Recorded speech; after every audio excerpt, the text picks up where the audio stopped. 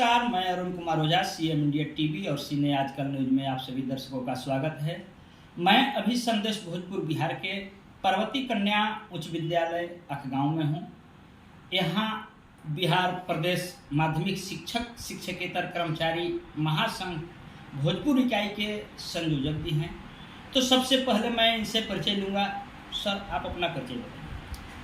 सबसे पहले मैं तो आपको धन्यवाद देना चाहता हूं कि आपके सीएम इंडिया चैनल को भी धन्यवाद देना चाहता हूं कि आपने मेरी व्यस्तता को समझा और मेरे दुख दर्द को सुनने के लिए हमारे पास प्रस्तुत हुए। इसके लिए बहुत बहुत धन्यवाद देता हूं। मेरा नाम अनु निराला है। मैं बिहार प्रदेश माध्यमिक शिक्षक शिक्षकेतर कर्मचारी महासंघ भोजपुर इकाई का जिला संयोजक हूँ और मैं वित्त रहित माध्यमिक विद्यालयों का जिला में ऑपरेट करता हूँ। विद्यालय में आप प्रधानाचार्य के पद पर भी हैं।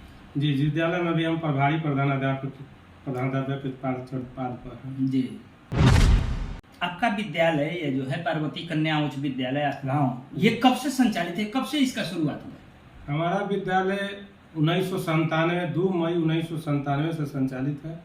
लेकिन जो वित्त रहित माध्यमिक विद्यालय हैं, ये वो ऐसे विद्यालय हैं जो जिसे जगन्नाथ मिश्र, माननीय पूर्व मुख्यमंत्री जगन्नाथ मिश्र जी ने अधिग्रहण करने के बाद कुछ विद्यालय छूट गए थे किसी कारणवश, कुछ विवाद के कारण या किसी कारणवश।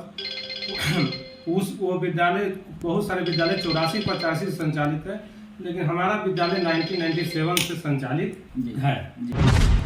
वर्तमान समय में आपके विद्यालय में छात्र और शिक्षकों की संख्या क्या है? हमारे विद्यालय में शिक्षकों की संख्या 11 है, एक क्लर्क है, 2 चपरासी हैं, एक लाइब्रेरियन है।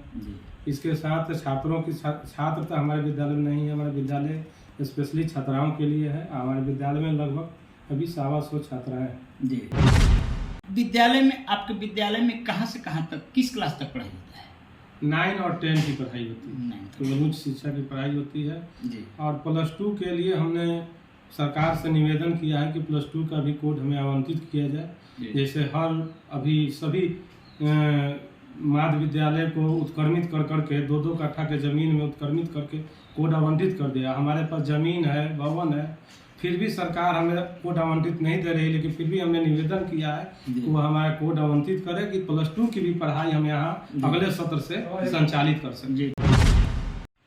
जैसा कि आप बता रहे हैं सर कि हमारा विद्यालय वित्त रहित है, तो सरकार तो कब से कुछ दिन पहले अनुदान के रूप में कुछ पैसा देती थी, इसके संबंध में क्या कहेंगे? जब नीतीश कुमार पहली बार चुनाव जीतकर मुख्यमंत्री के पद पर आए थे, तो उन्होंने चुनाव में ही घोषणा किया था कि मैं जैसे ही हमारी सरकार बनती है, मुख्यमंत्री बनते हैं, तो हम वित्त रहित शिक्षा नीति समाप्त कर देंगे। तो उन्होंने वित्त रहित शिक्षा नीति समाप्त करने पर हम लोग के साथ छल किया और उन्होंने पासिंग के आधार पर, माने छात्राओं के पास होने, उत्तीर्ण होने के आधार पर प्रथम श्रेणी, द्वितीय श्रेणी, तृतीय श्रेणी के आधार पर उन्होंने अनुदान देने की घोषणा की। ये अनुदान 2007-08 सत्र 2007-08 से उन्होंने देना शुरू किया। लेकिन ये अनुदान उनको देना नहीं था, उन्होंने इसमें फंसाना था वित्त रहित विद्यालय को, ताकि मेरा इस संघ का, महासंघ का आंदोलन कमजोर पड़ जाए और फिर हम इसको आसानी से धीरे धीरे बर्बाद कर देंगे, डिस्ट्रॉय कर देंगे, बंद करवा देंगे किसी बहाना का प्रत्यारोप लगाकर। तो उन्होंने 2007-08 से 10-11 तक अनुदान दिया। उसके बाद 11-12 से अनुदान जो आज तक बंद है, लगभग 11 वर्षों से अनुदान आज तक बंद है। और बार जांच के नाम पर इन विद्यालयों को मैंने परेशान किया जा रहा है। और कितने बार विद्यालय को जांच हो चुका, नाबार्ड से जांच हुआ, थर्ड एजेंसी से जांच हुआ, डीओ से जांच हुआ, डीएम से जांच हुआ। फिर भी जब अनुदान देने की बात आती है तब विद्यालय का जांच के नाम पर उसको परेशान किया जाता है। जैसे अभी बोर्ड में, बिहार विद्यालय परीक्षा समिति में सरकार द्वारा 2015, 16 और 17 का अनुदान आ गया है, पैसा आ चुका है। लेकिन सरकार अब उसको क्या कह रही है कि नहीं, पहले इसकी जांच किया जाए। यदि विद्यालय को जांच किया जाए, जो सही उतरेंगे तभी विद्यालय। तो हम उनसे जानना चाहते हैं कि उन्होंने जो पहले अनुदान दिया था, तो क्या उन्होंने जांच नहीं किया था? विद्यालय को जांच करके ही अनुदान दिया था। और संकल्प संख्या 538 में स्पष्ट उल्लेखित है कि इससे जांच का कोई लेना देना नहीं है। विद्यालय जांच हुआ है, होते रहेगा, होते आया है। लेकिन जब जब अनुदान की समय जब अनुदान देने की बारी आती है तब तक विद्यालय को जांच के नाम पर परेशान कर अनुदान को रोका जाता है। और ये सिलसिला 11 वर्ष हो गया, हम लोग को आज तक एक अठन्नी एक चौवन्नी भी हमारे विद्यालयों को अनुदान के रूप में नहीं मिला। जी, हमारे सीएम इंडिया टीवी चैनल के माध्यम से आम जनता को या छात्र छात्राओं को या सरकार को आप क्या संदेश देना चाहिए? सीएम इंडिया टीवी के माध्यम से सरकार को संदेश नहीं, निवेदन सरकार से करना चाहते हैं कि बिहार के वित्त रहित शिक्षक, चाहे वो माध्यमिक के हों, इंटर के हों या डिग्री के हों, सभी लोग भूखमरी के कगार पर हैं। सब लोगों की आर्थिक स्थिति काफ़ी खराब हो चुकी है। जो 35 वर्षों से बिना वेतन के पढ़ा रहे हैं और अनुदान भी मिल रहा है, वो भी 11 वर्षों से अनुदान बंद है, जिसके कारण उनकी काफ़ी पारिवारिक और आर्थिक स्थिति खराब हो चुकी है। इसलिए मैं सरकार से आग्रह करना चाहता हूँ कि इन सभी विद्यालयों को यथाशीघ्र अनुदान निर्गत करे, शिक्षकों का एक नियत वेतन निर्धारित करे। यहाँ तक हम तो चाहेंगे कि सर इस विद्यालयों के पास 3400 एकड़ जमीन है, इंफ्रास्ट्रक्चर है, शिक्षक है, लगभग माध्यमिक इंटर और डिग्री तीनों को मिला दे लगभग 30,000 शिक्षक हैं। माध्यमिक में 8500, इंटर में 11,000, डिग्री में 13,000, कुल मिलाकर 30,000 लगभग शिक्षक हैं। इन शिक्षकों को वेतन दे और इन विद्यालयों को इन कॉलेजों को अधिग्रहण करे, ताकि सरकार को भी शिक्षा प्रदान करने में, शिक्षा गुणवत्तापूर्ण शिक्षा फैलाने में, गुणवत्तापूर्ण शिक्षा देने में मदद मिले और हमारी भी भरण पोषण हो, हमारे बाल बच्चों का भरण पोषण हो और मैं अपने माता पिता बाल बच्चों का सही से देख रेख कर सकूँ, बड़ बीमारी में अच्छी से देखभाल कर सकूँ और सही ढंग से अपने बच्चों को शिक्षा दे सकूँ।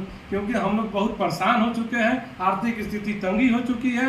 अब यदि सरकार ऐसा नहीं करती है तो लास्ट में हम लोग को आत्महत्या के अलावा कोई रास्ता नहीं है। इसलिए मैं आर पार की लड़ाई इस बार हम लोग लड़ रहे हैं और चाह रहे हैं कि सरकार हमारी बात सुने और हमारी बात को समझे और हमारे कष्ट को निवारण करे। धन्यवाद।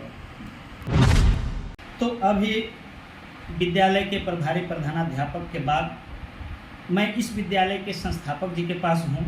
मेरा नाम डॉक्टर महेंद्र प्रसाद है जी। मैं इस विद्यालय का स्थापना किया हूँ 2 मई 1997 ईस्वी को जी। और मैं बचपन से पढ़ रहा था और सुन रहा था, लोगों के विचारों को आदान प्रदान मुझसे भी हो रहा था कि संदेश अंचल में कोई कन्या विद्यालय नहीं है और गांव पंचायत में अनेक तरह के महापुरुषों ने, बुद्धिजीवियों ने, समाजसेवियों ने अनेक बार विद्यालय की स्थापना की। कुछ दिन लोग खींच तान कर लोग ले गया, लेकिन किसी तरह लोग सफल नहीं हो पाए। आप इस विद्यालय को की स्थापना जो की है, क्या सोच करके? प्रथम चुनाव जो हुआ ग्राम पंचायत चुनाव, उस चुनाव में मुखिया उम्मीदवार था। मैं ग्राम पंचायत वासियों को आश्वासन दिया था कि मैं हार जीत तो हमारे बस की बात नहीं है, मैंने कन्या विद्यालय दूंगा और दूंगा ही नहीं बल्कि इसका चरम स्थान तक ले जाऊंगा और सरकार से अधिग्रहण करवा कर ही रहूंगा। जी। अभी क्या समस्या है? अभी समस्या यह है कि 80-81 के बाद 30 वर्षों से सरकार की नीयत ठीक नहीं है, उसकी नीयत में खोट है और नीयत में खोट के चलते इन विद्यालयों को उन्होंने मान्यता दी। शिक्षण संस्थान चलाने के लिए कर्मचारी बहाली करने के लिए आदेश भी पारित किया, वेतन भी निर्धारित किया, शिक्षा सेवा नियमावली भी बनवाया, लेकिन इन लोगों ने उसके लिए पैसा निर्गत नहीं किया। जैसा कि लोगों के द्वारा पता चलता है कि ये शिक्षा जो है एक व्यवसाय है, इस पर आपका क्या कहना है? देखिए, हमको यह कहना है कि हम लोग ऐसा सोच ही नहीं है कि शिक्षा एक व्यवसाय है। जिस समय विद्यालय खुली थी उस समय 10% भी लड़कियां विद्यालय नहीं जाती थी। इस विद्यालय का ही देन है कि आज 98% लड़कियां विद्यालय माने पठन पाठन कार्य कर रही है और उसको शादी विवाह आसानी से हो जा रहा है, ऐसा घर भर मिल जा रहा है। तो इस व्यवसाय कैसे हुआ? ये जीवन से संबंधित है, लड़कियों को भविष्य को जो बनाता है और आगे परिवार का निर्माण करता है। इसमें हम यही कहेंगे कि सरकार केवल व्यवसाय कह करके हम लोगों को रोजगार को, अनुदान को रोक रही है ताकि लोग भूख मरते रहें, हम लोग बिगड़ते रहें, उनकी सहयोग न करें। आप हमारे सीएम इंडिया टीवी चैनल के माध्यम से हमारे दर्शकों को और सरकार को क्या संदेश देना चाहिए? हम आपके चैनल के माध्यम से सरकार को यह माने जानकारी देना चाहता हूं कि आप जो स्थिति में जो भुलाए हुए हैं उसको हम लोग सहयोग प्रदान करें, हम लोग शिक्षा को बढ़ाएं और एक नई समाज को निर्माण करें। इतना ही नहीं, समाज जब तक विकसित नहीं होगा और देश का विकास नहीं होगा। हम लोग माने किसी भी कीमत पर इंडिया टीवी के माध्यम से जानकारी देना चाहते हैं कि हम लोग खुश रहें, हमारा परिवार खुश रहे, हमारा समाज खुश रहे, हमारा राज्य खुश रहे, हमारा देश खुश रहे। तो यह तभी होगा जब हमके आर्थिक सहयोग की जाएगी।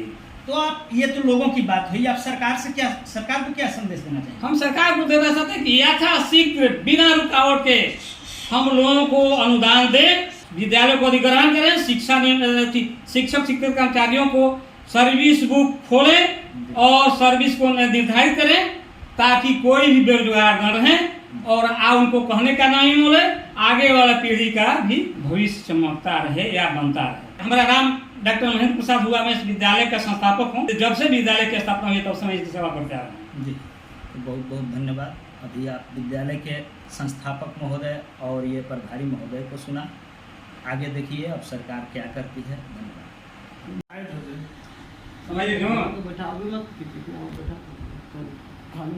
अच्छा,